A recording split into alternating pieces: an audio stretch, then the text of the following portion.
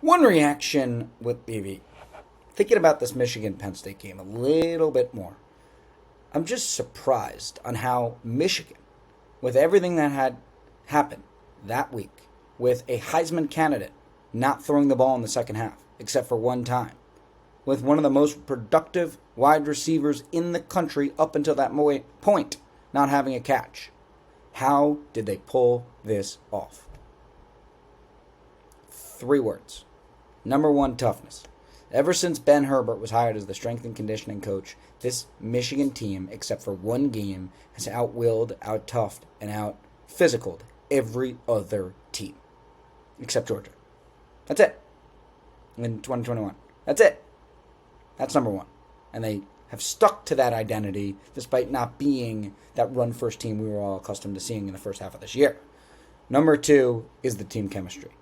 There are not a lot of quarterbacks that have a chance to win the Heisman Trophy that would allow for the ball to be run 32 straight times in the second half.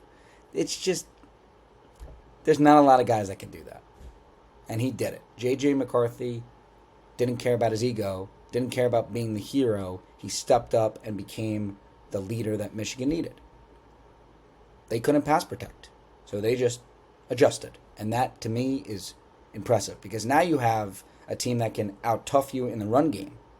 That's number 1. But number 2, we've seen it all year. J.J. McCarthy has led Michigan to be one of the best teams on third down, has led them to become very good through the air to especially Roman Wilson. And number 3, and I think this is the most important for this week, resiliency. This is a veteran team with everyone against them, with all the chips against them. They stepped up. Imagine having your coach suspended 21 hours before the game. Just think it's so impressive that this team came out, took care of business in dominant fashion. There's something to be said for it. There really is. And it wasn't because of, quote-unquote, sign stealing.